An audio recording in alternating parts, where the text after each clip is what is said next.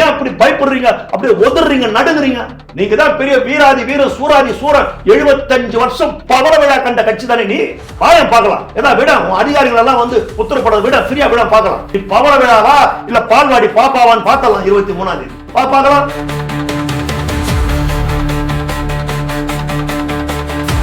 2 டேஸ்க்கு முன்னாடி அனுமதி கேட்டிருக்காங்க. முன்னாடியே சொல்லியிருந்தா அவங்க மாற்று ஏற்பாடு பண்ணிருக்கலாம். அதுலயும் சில புல்லுரிவுகள் உள்ள நுழைஞ்சு இந்த மாதிரி வேலைகளை செய்து அவருக்கு மீண்டும் மீண்டும் ஒரு நெருக்கடியை கொடுக்கறாங்க. தமிழக வெற்றி கழகத்தை மட்டும் டார்கெட் பண்றாங்க. உடனடியாக கடகடகன்னு மாநகராட்சி அதிகாரிகள் வந்து அந்த இடத்த பள்ளம் தோன்றாங்க, பள்ளம் தோண்டி சுத்தி பேரிகார்ட் போடுறாங்க. இந்த இடத்துல இதுக்கு மேல கிரௌட் நிக்க முடியாது,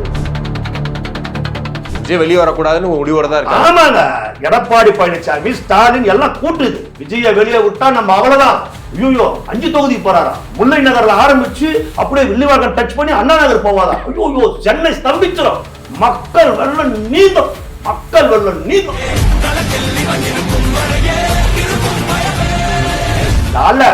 அந்த அலை இவர் வந்தா வருது, அலை வரல சுனாமி வருது. விஜய் வந்தாருன்னா சுனாமி வந்து மக்கள் வெள்ளம் ஆர்ப்பரிச்சு வர. தலைவனை பார்க்கணும்டா, எங்களுக்காக வந்திருக்கிற தலைவன்டா. அவரு நடிகை, எந்த நடிகனுடா கூட்டம் கூட விஜயை மக்கள் நடிகராக பார்க்கவில்லை, பெத்த புள்ளையா பாக்குறாங்க. அந்த வைத்தறிச்சு தான் தெரியுது. உடம்புல இருக்கிற 9 சந்தலியும் புகை வருது உங்களுக்கு. உடம்புல இருக்கிற 9 சந்தலியும் புகை வருது. அப்புறம் என்ன பண்ண முடியும்? அதுதானே போறோம்.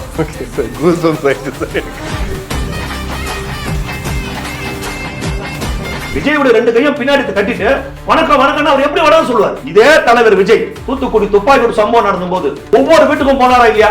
எடப்பாடி பழனிசாமி போனாரா? எனக்கு அந்த செய்தியே தெரியாது, டிவியில பார்த்தா தெரிஞ்சுக்கணும். நீ சொன்னிய வெக்கால ஒரு முதலமைச்சர் சொன்னிய அன்னைக்கு எந்த நடிகை போய் மீனவர்களுக்காக குரல் கொடுத்தான்? எந்த நடிகை ஈழத்தமிழுக்காக உண்ணாவிரதம் உட்கார்ந்தான்? எந்த நடிகை 10வது 11வது 12வது படிக்கிற பசங்களுக்கு வந்து முதல் 3 மதிப்பெண் இருக்கிற பசங்களுக்கு வைர தோடம் தந்த கம்பளம் எந்த நடிகை கொடுத்தான்? எவன் கொடுத்து கௌரவப்படுத்தினான்? எந்த நடிகை பால் பன்னு முட்டை இதெல்லாம் குழந்தைகளுக்கு கொடுத்தான்? எந்த நடிகர் இரவு பாடசாலைகளை நடத்தினான்? இந்த சென்னையில தான் இருக்கிறீங்க, நீ கொடுத்தியா? எந்த நடிகை கொடுத்தான்? தலைவர் விஜய் கொடுத்தார்.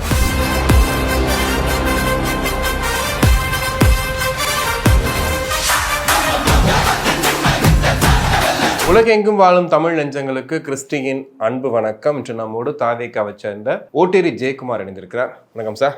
வணக்கம். எப்படி இருக்கீங்க? நல்லா இருக்கேன். நேற்று வரைக்கும் அரசியல் விமர்சகர், இன்னைக்கு தாவேக்காவில் இணைஞ்சிருக்கீங்கன்னு ஒரு போஸ்டோட ஃபோட்டோ வந்துச்சு. திடீர் முடிவா இல்லை முன்னாடியே பிளான் பண்ணி வச்சிருந்த விஷயங்களா? இல்லை, தாவேக்கால இணையணும்னு நினைச்சேன். அவர் ஆதரிச்சு தான் பேசிட்டு இருந்தேன். அங்கேருந்து அழைப்பு கூப்பிட்டாங்க. பொதுச் செயலாளர் அண்ணன் ஆனந்த் அவர்களுக்கு தான் என்னுடைய மனமார்ந்த நன்றிகளை நான் சொல்லணும். அவர் அழைச்சாரு, பேசினார். நீங்கள் தலைவர் ஆதரிச்சு பேசுகிறீங்க, கட்சிக்குள்ளே வாங்கினாரு. வர நான் தயாராக இருக்கிறேன்னு. உடனே தலைவர் கூப்பிட்றாரு வாங்கினாங்க. நேராக போனால் தலைவரை பார்த்தேன், நேரடியாக பார்த்தேன். ரொம்ப மிகப்பெரிய சந்தோஷம். ரொம்ப சாதாரணமாக இருக்கிறார். அவர் சினிமாவில் பார்க்குறதுக்கும் நேரில் பார்க்குறதுக்கும் நிறைய வித்தியாசம். சினிமாவில் பார்க்குறத விட நேரில் 1000 மடங்கு அழகாக இருக்கிறார். ஆமாம், ரொம்ப செம்மையாக இருக்கிறார். எப்படி சொல்கிறதுனா, அப்படியே பார்க்கும்போது அப்படியே பிரமிப்பாக நம்ம என்ன பேசணுன்றதே மறந்து போகுது. அப்படியே பார்த்துன்னு அவரையே பார்த்துன்னு நிற்கிறோம். நானே பெரிய பெரிய விஐபிலாம் பார்த்துருக்கிறேன், பேசியிருக்கிறேன். தமிழ்நாட்டுடைய முதலமைச்சர்கிட்ட பேசியிருக்கிறேன், இந்த நாட்டுடைய பிரதமர்கிட்டே பக்கத்துலன்னு பேசியிருக்கிறேன். ஏர்போர்ட்டில் ஃபோட்டோ எடுத்துருக்கிறேன். புரியுதுங்களா? ஒரு வார்த்தை பேசியிருக்கிறேன். என் பேர் என்னன்னு கேட்குறாரு, பதில் சொல்லியிருக்கிறேன் பிரதமர்கிட்டயே. ஆனால் இது வந்து எனக்கு இவர்கிட்ட போகும்போது உண்மையிலே எனக்கு ஒரு வைப்ரேஷன் இருந்தது. ஒரு ஆறா தெரிஞ்சு ஆமாம், ஒரு பதட்டம், ஒரு வைப்ரேஷன் இருந்தது. அவர்கிட்ட வந்து ஒரு ஈர்ப்பு, ஒரு வைப்ரேஷன், அவருடைய கண்கள் அந்த ஒரு ஈர்ப்பு அவர்கிட்ட இருக்குது. அதனால தான் இத்தனை கோடி பேர் அவர் வந்து அப்படி இழுத்து வைக்கிறாருன்னும் போது எல்லாம் பதறான். அவரை பார்த்துன்னா அதை நேரடியாக பார்க்கும்போது நல்லா நம்ம அதை தெரியுது. அதில் இன்னொன்று பார்த்தீங்கன்னா, எல்லாத்தையுமே அவர் கவனிக்கிறார். எல்லாத்தையும் அவர் கவனிக்கிறார். அவரை வந்து யாரும் ஏமாற்ற முடியாது. அவர் விரல் நுனியில் வச்சுருக்கிறார் எல்லாத்தையும். நான் கிட்ட போகிறேன், சிரிக்கிறாரு. வணக்கம் தலைவர், நான் ஓட்டேரி ஜெயக்குமார்ன்றேன். தெரியும் எனக்கு, உங்கள் வீடியோஸ் எல்லாம் நான் பார்க்குறேன், நீங்கள் நல்லா பேசுகிறீங்க, தொடர்ந்து பேசுங்க. எனக்கு ஆச்சரியமாக இருக்குது. அவ்வளோ பெரிய ஆளு எல்லாத்தையும் கவனிக்கிறார். என்ன தன்னை சுற்றி என்ன நடக்குது எல்லாத்தையும் கவனிக்கிறாரு. கண்டிப்பா. லாஸ்டா நீங்க சொன்னீங்க இல்லையா, பெரிய இந்த பரம்பரை நேரு பரம்பரை, அது திமுக. அப்போ இவர் அப்படியே பார்க்குறாரு. அப்படி பார்க்கும்போது எல்லாத்தையும் கவனிக்கிறாரு அவர்.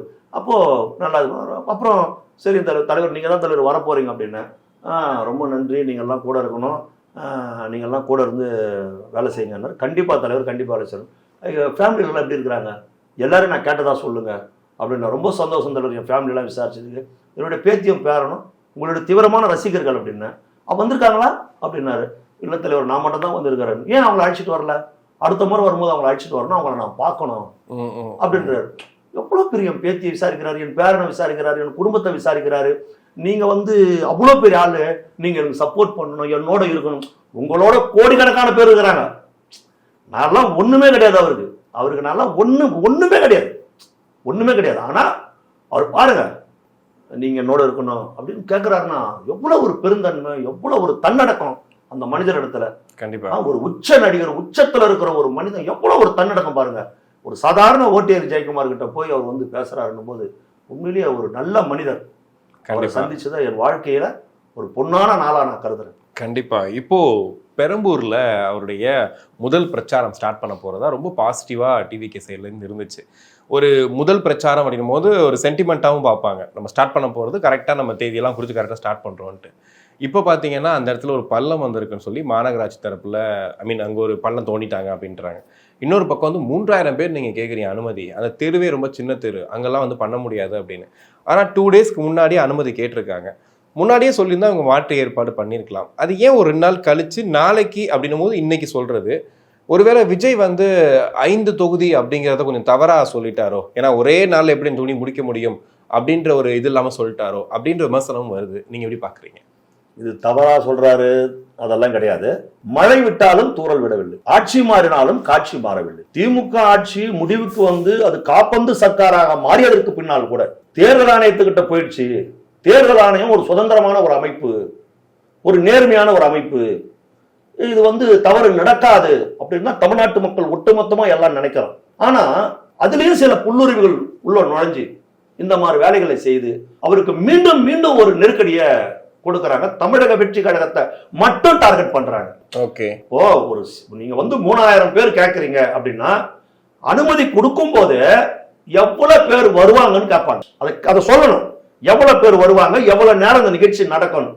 அப்போ 3000 பேர் சொல்றாங்க. சரி, 3000 பேர் கூடுறதுக்கு அது இடம் இல்லை அப்படின்னா சென்னையில 3000 பேர் கூடுற இடம் எங்க இருக்குது சொல்லுங்க. எந்த இடத்துல எந்த சாலையில 3000 பேருக்கு ஒரு இடம் சொல்லுங்க. இல்ல 3000 பேர்னு ஏன் விஜய் அவர்கள் கேட்கணும்? ஏன்னா வந்து கேட்கறாங்கல்ல. இப்ப விஜய் வந்து எனக்கு 500 பேர் தான் வருவாங்கன்னு சொல்ல முடியுமா? முடியாது. இதை நம்ப முடியுமா? முடியாது. புரியுதுங்களா? அப்போ ஒரு 3000 பேர் வருவாங்கன்றாங்க, கூடுவாங்க. அப்போ இந்த இடத்துல ஒரு பர்டிகுலர் ஒரு இடத்த சொல்றாங்க. இவர் சொன்ன உடனே தகவல் தெரியுதுல, இந்த இடத்துல இவர் வந்து பாயிண்ட் பிளான் பண்றாரு முல்லை நகர்ல போது உடனடியாக கடகடன்னு மாநகராட்சி அதிகாரிகள் வந்து அந்த இடத்த பள்ளம் தோன்றாங்க. பள்ளம் தோண்டி சுத்தி பேரிகார்ட் போடுறாங்க. இந்த இடத்துல இதுக்கு மேல கிரௌட் நிக்க முடியாது. ஏன்னா அங்க குடிநீர் பிரச்சனை தான் சொன்னாங்க. இவ்வளவு காலம் குடிநீர் பிரச்சனை இல்லையா? ஏன் அவருடைய ப்ரோக்ராம் முடிஞ்சதுக்கு அப்புறம் நீ குடிநீர் பிரச்சனை தீர்க்க கூடாதா? சென்னை முழுவதுமே குடிநீர் பிரச்சனை இருக்குது, சென்னை முழுவதுமே சாக்கடை பிரச்சனை இருக்குது, சென்னை முழுவதுமே கொசு தொல்லைகள் இருக்குது. விரல விட்டு சொல்லிக்கிட்டே இருக்கலாம், இன்னைக்கெல்லாம் சொல்லலாம், அத்தனை பிரச்சனை இருக்குது. இன்னைக்குதான் உங்களுக்கு வந்து குடிநீர் பிரச்சனை, ஆஹா குடிநீர் பிரச்சனை இருக்குது, இந்த மக்கள் குடிநீருக்காக அவதிப்படுறாங்கன்னு உங்களுக்கு இன்னைக்குதான் தெரியுமா? பிரச்சாரத்துக்கு வராங்கன்னு சொல்றாங்கல்ல, உடனடியா போய் பள்ளம் தோன்றீங்களா? இதெல்லாம் சரி வருமா? அப்ப இதை தேர்தல் ஆணையன்றது ஒன்று கேட்டு, தேர்தல் ஆணையம் சுதந்திரமான அமைப்பு தான். ஆனா தேர்தல் ஆணையத்திற்குன்னு போலீஸ் கிடையாது, தேர்தல் ஆணையத்துக்குன்னு தனிப்பட்ட முறையில நிறைய அதிகாரிகள் கிடையாது. இந்த தாசில்தார் தான், இந்த மாவட்ட கலெக்டர் தான், இந்த ஆர்ஓ தான், புரியுதுங்களா? இந்த டெப்டி தாசில்தார் தான், இவங்க தான், இந்த ஆர்ஐ தான், இந்த ஆசிரியர் தலைமை ஆசிரியர் பெருமக்கள் தான், இந்த ஆசிரியர்கள் தான், இந்த தமிழ்நாடு கவர்மெண்ட் கீழே இருக்கிற இவங்க தான் வேலை செய்ய போறாங்க. இந்த போலீஸ் கமிஷனர் தான். அப்போ அவங்க வந்து யாருமே எதிர்பார்க்காத நெருக்கடியை மீண்டும் தமிழக வெற்றி கழகத்துக்கு தராங்க. அது எப்படி சார் திரும்பவும் வந்து திமுக தான் தராங்கன்னு சொல்ல முடியும்? யார் தருவா அந்த நெருக்கடியை? வந்தா ஆளுங்கட்சி காப்பந்து சர்க்காரா இருக்கிறாங்க, 5 வருஷம் அவங்க தான் ஆண்டு இருக்கிறாங்க. அவங்களுடைய அதிகாரிகள் தான் சென்னை முழுவதும் தமிழ்நாடு முழுவதும் அவங்களுடைய அதிகாரிகளை தான் அவங்க போட்டிருக்கிறாங்க. ஏதோ கண் துடைப்புக்கு ஒரு சில அதிகாரிகளை மட்டும்தான் தேர்தல் ஆணையம் மாத்தி இருக்குது, ஒட்டுமொத்தமா எல்லா அதிகாரிகளையும் மாத்தல. இப்ப சொல்றோமா இல்லையா? நாங்க தேர்தல் ஆணையம் எல்லாருமே வந்து யாருமே அதிகாரிகள் சொல்றேன், அவங்க அரசு அதிகாரி தானே, அவங்க சொல்றது சரியில்லையா? 48 மணி நேரத்துக்கு முன்னாடி நீங்க சொல்லணும்னா முன்னாடி தானே சொன்னோம். அந்த சுவித்தான ஒரு அந்த இது இருக்குதுல்ல ஆப்பு, அந்த ஆப்ல நாங்க பதிவு பண்றோமே, 48 மணி நேரத்துக்கு முன்னாடி பதிவு பண்றோம். அப்ப 48 மணி நேரம் முடியும் போது வந்து அந்த இடத்துல வந்து 3000 பேர் கூட முடியாது அப்படின்னு லோக்கல் இன்ஸ்பெக்டர் தானே சொல்ற. நீ லோக்கல் இன்ஸ்பெக்டர் கிடையாது, நீ சட்ட ஒழுங்கு ஆய்வாளர் கிடையாது, நீ திமுக வட்டக்கழக செயலாளர் தானே செயல்படுற. இதுதானே தமிழ்நாடு முழுவதும் 5 வருஷம் நடக்குது. இதைத்தானே நாங்க கத்துறோம், போராடுறோம். காவல்துறையா இருங்க, திமுகவின் காவல்துறையா மாறாதீங்க. அரசு அதிகாரிங்க பொதுமக்களுடைய வரி பணத்தை நீங்க சம்பளமா வாங்குறீங்க. அண்ணா அறிவாலயத்திலிருந்து உங்களுக்கு சம்பளம் கொடுக்கல, கொஞ்சமாவது நேர்மையா செயல்படுங்க அப்படின்னு போராடுறோம். எல்லாத்துக்கும் அடுத்த பண்றாங்க. இப்ப மாற்று இடம் காட்டுங்கன்றாங்களே, மாற்று இடம் எங்க இருக்கு? அந்த பெரம்பூர்ல எங்க இருக்கு மாற்று இடம்? இதான் சொல்லுவாங்க, இடம் பத்தாது, இடம் பத்தாது, இடம் இருக்காது, இந்த நெருக்கடியை தான் கொடுப்பாங்க. இப்ப இன்னொரு இடத்துல பாத்தீங்கன்னா 48 மணி நேரத்துக்கு முன்னாடி பர்மிஷன் போட்டாச்சு. பர்மிஷன் நம்ம கேட்கறோம்ல, கேட்கும் போது அவங்க யாரெல்லாம் கேட்பாங்கன்னா போலீஸ், தீயணைப்புத்துறை, பொதுப்பணித்துறை, அவங்க வந்து இவங்க மின்சாரத்துறை, இத்தனை இடத்துல இருந்து என்ஓசி வரணும். இந்த என்ஓசி ஒரு இடத்துல தடை பண்றாங்க. ஒரு அதிகாரியும் ஒரு ஆபீஸ்ல நெருக்கடி கொடுக்குறாங்க, டைம் லேட் பண்றான். அப்போ காவல் நிலையத்திலே என்னாலும் இருக்கிறாங்க, காவல் நிலையத்தில் இருக்கிறாங்க. அது என்ஓசி வாங்கிட்டு போய் ஆர்வா கிட்ட கொடுக்கறதுக்காக வேணுமணிமே 4 மணி நேரம் 5 மணி நேரம் தாமதமா டைப் பண்றாங்க என்ஓசி கொடுக்கறதுக்கு. ஆமா, வேணுமணிமே தாமதமா டைப் பண்றாங்க. இத வாங்கிக்கின்னு போறத காட்டியும் மணி 6 ஆயிடுச்சு, ஆர்வா கலண்டாருன்றாங்க. இந்த சிவாஜி படத்துல வரும் பாருங்க. ஆமா, அந்த அனுமதி கேட்க சிவாஜி படத்துல எவ்வளவு நெருக்கடி கொடுக்குறாங்க. இப்படி சைட்ல இருக்குது, இது இருக்குது, இவங்க கிட்ட வாங்கினியா, நீ ரைட் சைட்ல போட வேண்டிய முத்திரையை லெஃப்ட் சைட்ல போட்டுட்ட, இத வந்து இங்க இருக்கணும், இந்த பேப்பர் முன்ன இருக்கணும், இந்த பேப்பர் பின்ன இருக்கணும், இப்படி வேணுமனுமே நெருக்கடி கொடுத்து அலக்கடிக்கிறாங்க. ஆனா இதை தமிழ்நாட்டு மக்கள் பார்த்துருக்காங்க. இல்ல, இப்ப இந்த கரூர் சம்பவத்தோட லிங்க் பண்ணி தான் தொடர்ந்து சொல்லிட்டு இருக்காங்க. கரூர்ல அப்படி ஆகி போச்சு, அதனால விஜய் எப்ப வெளியே வந்தாலுமே அது பாதுகாப்போட இருக்கணும் அப்படின்னு சொல்றாங்க. அப்படின்னும் போது ஒரு தெருமுனை பிரச்சாரம், தெருக்கூட்டம், கரூர் சம்பவத்தில் இப்படி ஆவலங்க, இப்படி ஆக்கப்பட்டது. கரூர் சம்பவத்தில் கொலைகாரனே செந்தில் பாலாஜி தான் நாங்க பலமுறை சொல்லி இருக்கிறோம். இது திட்டமிட்ட சதி. கரூர் சம்பவம் திட்டமிட்ட சதி, விபத்து கிடையாது. ஒரு சதிவலை பின்னப்பட்டது, திட்டமிட்டு இந்த படுபாதக செயலை அரங்கேற்றி இருக்கிறார்கள். சிபிஐ விசாரித்துக் கொண்டிருக்கிறது, நீதிமன்றம் அதை கண்காணித்துக் கொண்டிருக்கிறது. உண்மை வெளியே வரும். சும்மா அதை காட்டியே நீங்க பேசக்கூடாது. ஏன் புரட்சி தலைவர் எம்ஜிஆர்ல சென்னையில வரலையா? இப்ப நான் என் வயசுல எம்ஜிஆர் பார்க்கலையா? எம்ஜிஆர் திறந்த ஜிப்ல வரலையா? விஜய்க்கு இருக்கிற இதே கூட்டம் தானே தலைவர் விஜய்க்கு இருக்கிற இதே கூட்டம் தானே புரட்சி தலைவர் எம்ஜிஆர் இருந்தது. அவர் சென்னையில வீதி வீதியா வரலையா? சொல்லுங்க. அப்பெல்லாம் நான் சென்னை ஓபன் பிளேஸா இருந்ததா எம்ஜிஆர் வரும்போது? இதே சாலை தானே நான் பார்த்து, இதே முல்லை நம்பர், இதே பெரம்பூர் பேரக்ஸ் ரோடு, இதே ஸ்டாஹெட்ஸ் ரோடு, இதே பிரிக்லின் ரோடு, இதே பொன்னுரை ரோடு, இதே புரசவாக்கமை ரோடு, இதே பூந்தமல்லி ரோடு. அன்னைக்கு நான் பார்த்த தானுங்க இன்னைக்கு இருக்குது. அதே தானே இன்னைக்கு இருக்குது அந்த ரோடு. அன்னைக்கு எம்ஜிஆர் வர முடிஞ்சது, புரட்சி தலைவர் அம்மாவால வர முடிஞ்சது. எப்படி அவங்க வந்தாங்க? ஆனா இப்ப வீட்டுக்குள்ளே இருக்காரு விஜய் விமர்சனமும் சொல்றாங்கல்ல. ஏங்க வெளியே வந்தாதான் நீ விட மாட்டேன்றிய? இந்த வெளியே வராரு, ஒரு 5 நாளா போராடி இருக்கிறாரு. முல்லை நகருக்கு போன போராடுறாரு, வேட்பாளர்கள் அறிவிக்கணும் போராடுறாரு. நீதான் நெருக்கடி கொடுக்குறீங்க. அப்புறம் உள்ளவே இருக்கிறார், வெளியே வரல. இது எந்த விதத்துல நியாயம்? கரூர்ல இறந்த 41 பேருக்கு போய் சந்தித்தாரா எடப்பாடி பழனிசாமி? கேக்குறாரு, நேத்தான் கேட்டாரு. கரூர்ல 41 பேர் இறந்தாங்களே, உலகத்துல எந்த தலைவனும் கிடையாது. அவங்களை நேரடியா போய் சந்திக்காம அவங்களை அழைச்சி இங்க வந்து ஆறுதல் சொல்றாரு. சொன்னாரா? ஆறுதல் சொன்னாரா? அவங்களுக்கு என்ன செய்யணுமோ செஞ்சாரா? அவங்களை நடுரோட்ல விடல, அந்த குடும்பத்துக்கு என்ன பண்ணணுமோ அதை பண்ணாரா?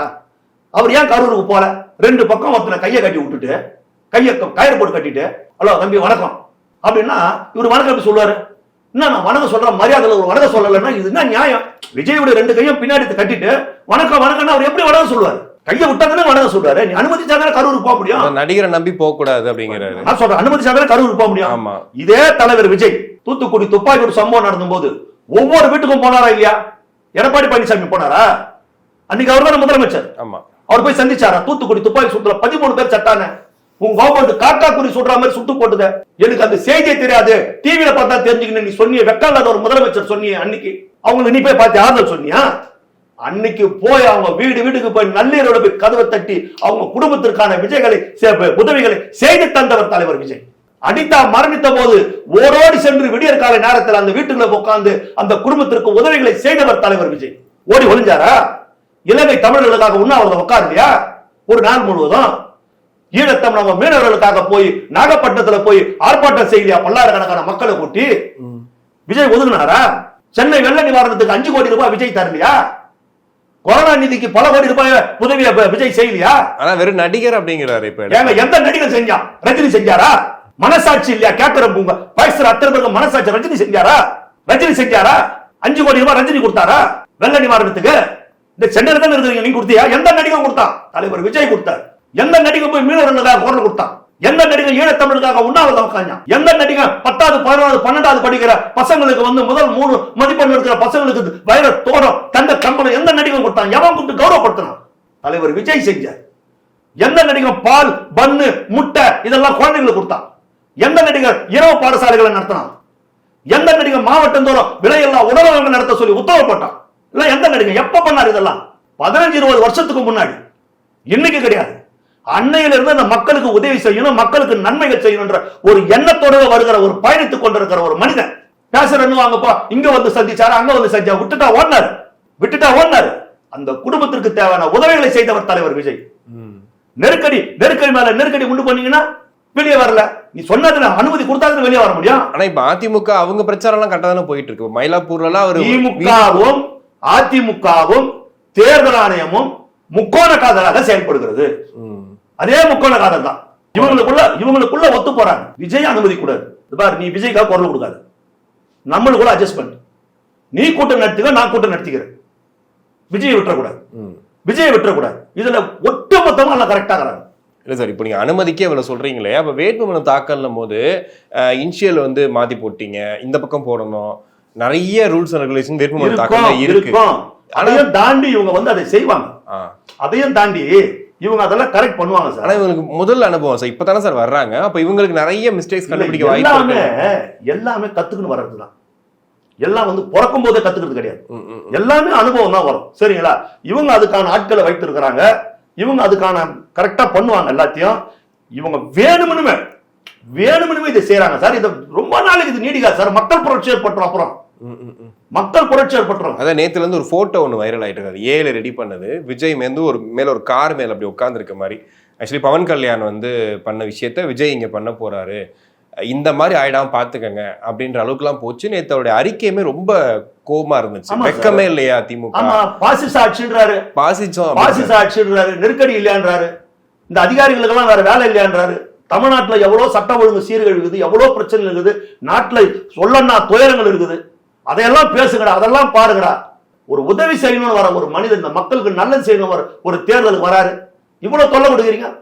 மக்கள் உங்களை ஆதரிக்கிறாங்களா, அவர் ஆதரிக்கிறாங்களா என்பதை 23ஆம் தேதி மக்கள் தீர்ப்பு கொடுக்க போறாங்க, தெரிய போகுது. ஏன் அப்படி பயப்படுறீங்க, அப்படியே ஒதுறீங்க, நடுங்குறீங்க? நீங்க தான் பெரிய வீராதி வீர சூராதி சூரன், 75 வருஷம் பவர விழா கண்ட கட்சி தானே நீ. வாயம் பார்க்கலாம். ஏதா விட அதிகாரிகள் எல்லாம் வந்து உத்தரப்பட விட ஃப்ரீயா விட பார்க்கலாம். நீ பவர விழாவா இல்ல பால்வாடி பாப்பாவான்னு பார்த்தலாம் 23ஆம் தேதி பார்க்கலாம். விஜய் வெளியே வரக்கூடாதுன்னு முடிவோட தான் இருக்கு. ஆமாங்க, எடப்பாடி பழனிசாமி, ஸ்டாலின் எல்லாம் கூட்டுது. விஜய வெளியே விட்டா நம்ம அவ்வளவுதான். ஐயோ 5 தொகுதி போறாரா? முல்லை நகர்ல ஆரம்பிச்சு அப்படியே வில்லிவாக்கம் டச் பண்ணி அண்ணா நகர் போவாதா? ஐயோ சென்னை ஸ்தம்பிச்சிடும். கொளத்தூர் சென்னை ஸ்தம்பிச்சிருங்க. சென்னை ஸ்தம்பிச்சிடும். மக்கள் வெள்ளம் நீந்தும். முடியாது. இப்படி ஒரு கூட்டத்தை இந்த போலீஸ் பார்த்திருக்க மாட்டான். ஏன்னா இப்ப இருக்கிற போலீஸுக்கு வயசு 40-50 தான் இருக்கும். இதெல்லாம் புரட்சி தலைவர் எம்ஜிஆருக்கு கூடிய கூட்டம். அவர் இறந்த 30 வருஷத்துக்கு மேல ஆயிடுச்சு, 30-40 வருஷம் ஆயிடுச்சு. இதெல்லாம் இந்த போலீஸுக்கு தெரியாது. இவங்க வந்து சும்மா அப்படி கயிறு கட்டின்னு அப்படி நிற்பாங்க. அப்படியே ஸ்டாலின் போவாரு, அப்படி கை காட்டின்னு இவங்கெல்லாம் அப்படியே மெதுவா ஆட்டுவாங்க. இப்படி பார்த்தவங்க இவங்கெல்லாம் அப்படி பார்த்தவங்க. இந்த அலையெல்லாம் இந்த போலீஸ் பார்க்கல. அந்த அலை இவர் வந்தா வருது, அலை வரல, சுனாமி வருது. விஜய் வந்தாருன்னா சுனாமி வந்து மக்கள் வெள்ளம் ஆர்ப்பரிச்சு வரான். என் தலைவனை பார்க்கணும்டா, எங்களுக்காக வந்திருக்கிற தலைவன்டா. அவரு நடிகை, எந்த நடிகனுடா கூட்டம் கூட? விஜயை மக்கள் நடிகராக பார்க்கவில்லை, கூட பிறந்த பொறப்பா பார்க்கறாங்க, பெத்த புள்ளையா பார்க்கறாங்க. அந்த அளவுக்கு அவரை நேசிக்கிறாங்க மக்கள். அந்த வைத்தறிச்சு தான் தெரியுத. உடம்புல இருக்கிற 9 சந்தலையும் புகை வருது. உங்களுக்கு உங்க உடம்புல இருக்கிற 9 சந்தலையும் புகை வருது. அப்புறம் என்ன பண்ண முடியும்? பார்க்க தானே போறோம். ஓகே சார், கூஸ்பம்ஸ் ஆயிடுச்சு சார் எனக்கு. சரியான எலிவேஷன். கண்டிப்பா சார், நிறைய விஷயங்கள் பேசணும். ஒரு நேரத்துக்கு நன்றி.